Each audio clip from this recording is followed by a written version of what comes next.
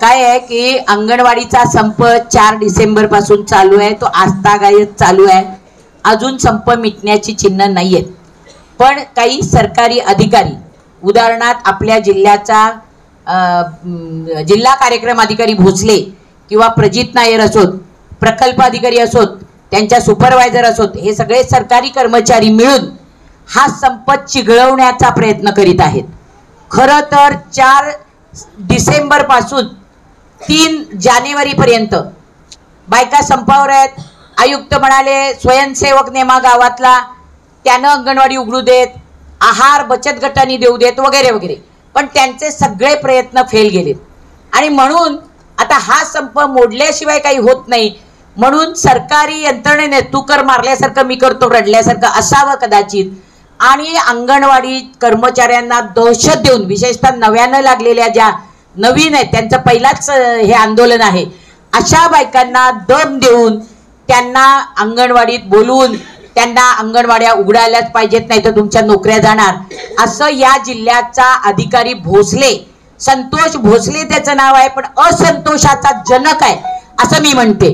त्याचं कारण असं, 3 तारखेपर्यंत कुणालाही आमच्या जिल्ह्यात नोटीस मिळाली नव्हती, पण 2 तारखेच्या रात्री महाराष्ट्रभर सगळीकडे आलं की सावंतवाडीच्या अमुक अमुक बाईला सेविकेला कामावरून काढून टाकले, आणि ती नोटीस सगळ्या महाराष्ट्रभर व्हायरल करण्याचं काम या त्यांच्या सीडीपीओच्या ग्रुपवर या भोसलेंनी केलं हे आम्हाला माहिती आहे। आणि त्यामुळं त्या बाईला मी फोन केला, अगं तुला नोटीस मिळाली का? तर नोटीस मिळालेलीच नव्हती। याचा अर्थ हा अधिकारी महाराष्ट्रामध्ये अंगणवाडीचा संप चिघळवण्याचं काम करतोय, याला ताबडतोब बदललं पाहिजे अशी आमची आजची मागणी आहे। दुसरी गोष्ट,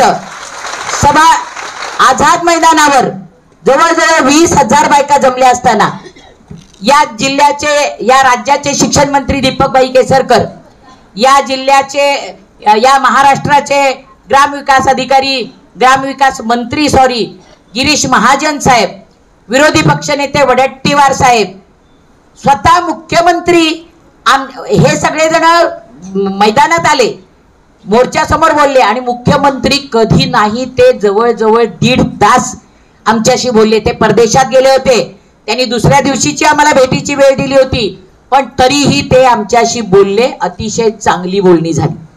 त्या सगळ्यांच्या समोर या नवीन ज्या मदतनीस आणि सेविका लागलेल्या आहेत त्यांना ज्या नोटिसा काढल्यात त्या मागे घ्यायच्या, कुणालाही नोकरीवरून कमी करणार नाही, इतकं त्या मंत्र्यांनी आमच्या समोर म्हणजे मीटिंग मध्ये, त्याच्यानंतर आझाद मैदानावर 15,000 बायकांच्या समोर सांगितलं। आणि हा भोसले आणि या सुपरवायझर बायकांना इतकं अधवा बोलून त्यांना घाबरवत आहेत की यांचं काय करावं।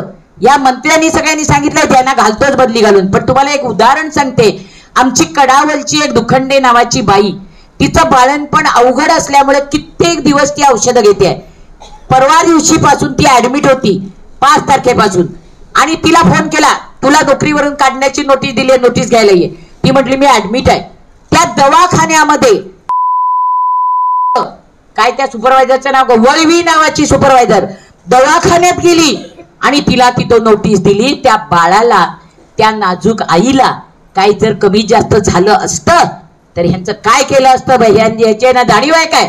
आणि आजही तिचं बाळणपण अजून झालेलं नाहीये, त्याच्या बाळाला आणि त्या बाईला जर काही इजा झाली तर आम्ही हे सिंधुदुर्गातल्या सगळ्या अंगणवाडी कर्मचारी फौजदारी केस या वळवीवर आणि भोसलेवर आणि प्रजित नायरवर घालणार आहे, हे लक्षात ठेवा।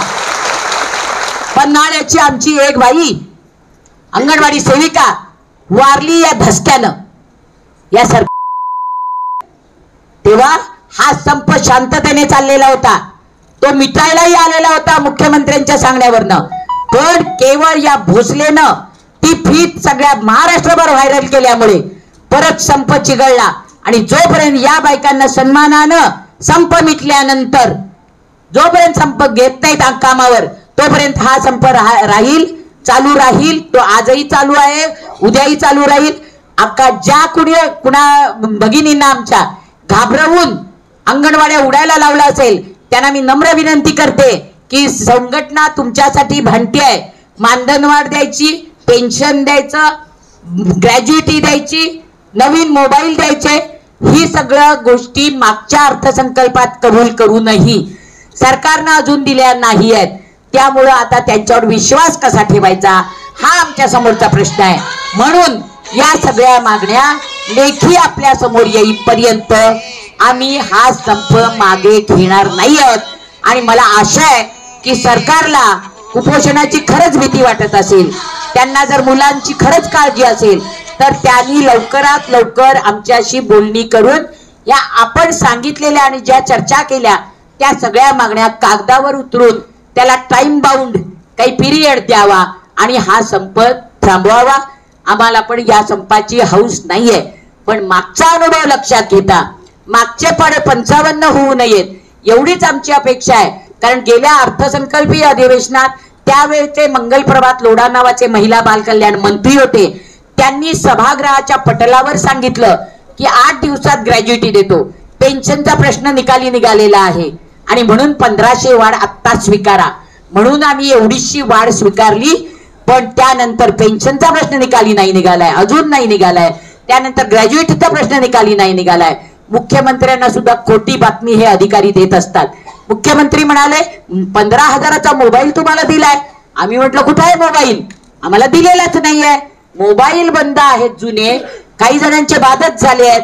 असं असताना नवऱ्याचा मोबाईल घ्या, कुटुंबाचा मोबाईल घ्या, पोरांचा अभ्यास बुडवून मोबाईल घ्या आणि मोबाईलवर माहिती भरवा असं सांगतात. हे अत्यंत चुकीचं आहे. ज्या कुणी अधिकाऱ्यानं मुख्यमंत्र्यांना सांगितलं की मोबाईल दिले त्याच्यावर पण कारवाई करा. अजून मोबाईलचाही पत्ता नाही आहे, कशावर विश्वास ठेवणार आम्ही. आणि म्हणून आमची मागणी आहे सरकारनं आम्हाला लेखी उत्तर द्यावं. ज्या ज्या चर्चा झाल्यात त्या आम्ही त्याच्यावर विश्वास ठेवतो. काय ते पाहिजे तर थोडा वेळ घ्या मागण्या मान्य करायला, पण लेखी द्या आणि आम्ही आमचा संप त्यावेळेस मागे घेऊ की ज्या वेळेला आमच्या मागण्या तुम्ही लेखी आमच्या हातात द्याल आणि काढून टाकलेल्या बायकांना परत सन्मानानं कामावर घ्याल, त्याच वेळेला आम्ही हे करू. आणि म्हणून आमची मागणी पालकमंत्र्यांना मी काल भेटले.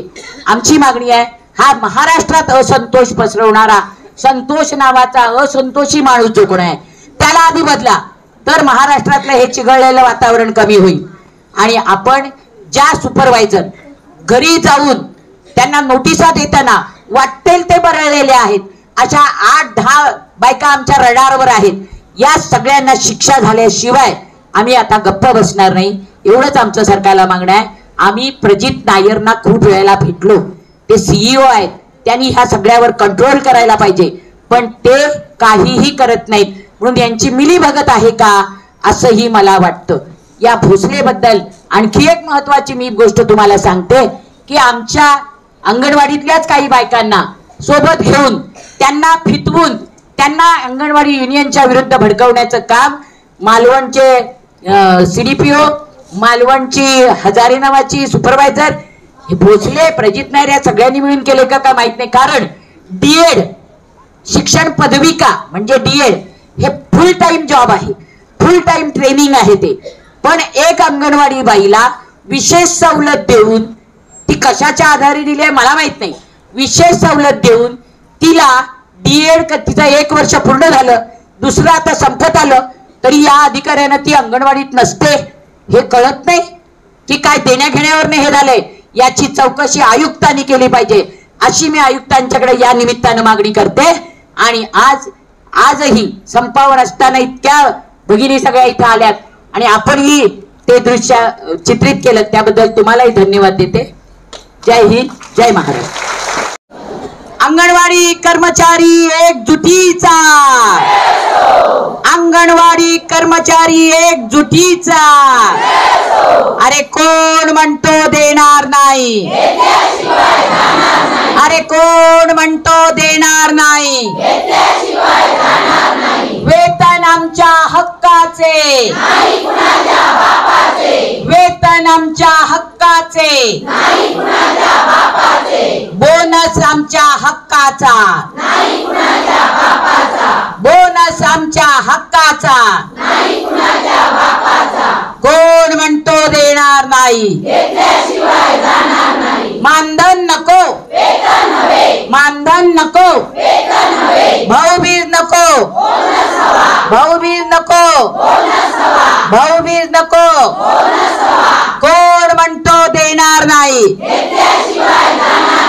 ए शासको, ए शासको, होश में आके बात तो तुमको करनी होगी, न्याय तो तुमको देना होगा, न्याय तो तुमको देना होगा। नहीं देंगे तो लड़के लेंगे, नहीं देंगे तो लड़के लेंगे, लड़के लेंगे अपने हक,